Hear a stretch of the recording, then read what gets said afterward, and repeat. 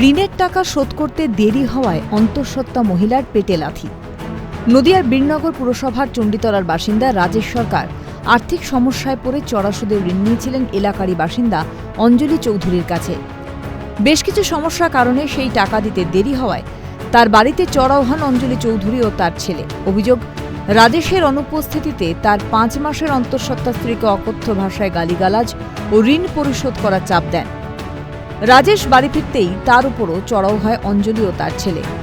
তাকে লাঠি ঝাড়ু দিয়ে মারধর করা হয়। রাজেশকে বাঁচাতে গেলে তার 5 মাসের অন্তঃসত্ত্বা স্ত্রী পেটে লাথি মারে অঞ্জলি ও তার ছেলে বলে অভিযোগ। প্রতিবেশীরা পরিস্থিতি সামাল দেওয়ার চেষ্টা করে এবং রাজেশের স্ত্রীকে বীরনগর হাসপাতালে নিয়ে যাওয়া হয়। আমার বউকে তুমি কি বলেছো? গালাগালি দিয়েছো কেন? বলছে গালাগালি কোথায় দিয়েছি তোর বউকে? আমি বলছি তুমি যদি গালাগালি না দাও তাহলে এমনিই কাঁদছে।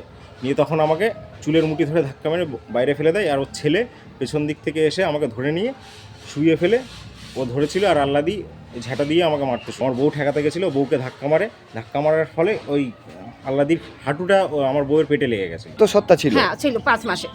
তার পেটে লাথি মেরেছে? তার পেটে লাথি মেরেছে, তাকে মানে বিচ্ছিরি নেই, কেউ ঠেকানো ছিল না বাবা, কেউ ছিল না, আমার ছেলেও ছিল না। এটা তো ওকে নিয়ে চলে গেল টোটোয় করে। কি লাথি মেরেছিল? হ্যাঁ লাথি মেরেছিল বললো, আর খুব অসুস্থ।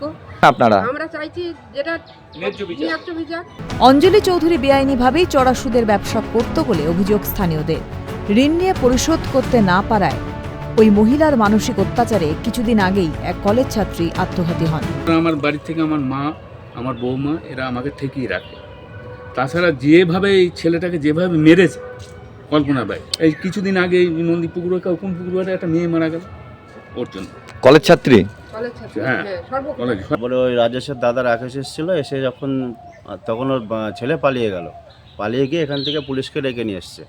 পুলিশ এসে যখন আমাদের কাছে শুনলো, আরও মানুষ ছিল, সবার কাছে যখন শুনলো তখন ওই ছেলেকে ধরে নিয়ে গেল, আর মহিলা তো শুনছি পালিয়েছে বলে। যদিও অভিযোগ অস্বীকার করেন অভিযুক্ত মহিলা। সেই বিষয় একদম সম্পূর্ণ মিথ্যে। আমার পাড়ায় এই মাথা থেকে ওই মাথা, আজকে ওই পাড়ায় আমি 20-25 বছর গেছি। 20-25 বছরে কেউ যদি বলতে পারে যে ওদের বাড়িতে গেছি, সম্পূর্ণ মিথ্যে। রাজেশ ও স্ত্রী থানায় লিখিত অভিযোগ দায়ের করেন। অঞ্জলির ছেলেকে আটক করেছে পুলিশ, যদিও অধরা অঞ্জলি চৌধুরী।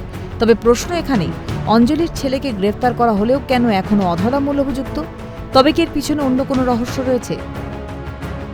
চড়া সুদে সেই টাকা ঋণ নিয়েছিলেন, সেই ঋণ পরিশোধ করতে পারেননি এই রাজেশ সরকার। অর্থাৎ কিছুদিনের সময় চেয়েছিলেন, তারপরেই তার বাড়িতে চড়াও হয় এবং মারধর করে। পাশাপাশি তার অন্তঃসত্ত্বা স্ত্রীর পেটে লাথি মারার ফলেও তিনিও অসুস্থ হয়ে পড়েন। থানায় লিখিত অভিযোগ দায়ের করা হয়েছিল এই অঞ্জলি চৌধুরী এবং তার ছেলের বিরুদ্ধে। তার ছেলেকে গ্রেফতার করেছে পুলিশ। এখনও কিন্তু অধরা এই অঞ্জলি চৌধুরী। অভিযুক্তদের বিরুদ্ধে দৃষ্টান্তমূলক কি শাস্তি দেয় সেটাই এখন দেখার। নদিয়া থেকে প্রসেনজিৎ বিশ্বাস, ক্যালকাটা নিউজ।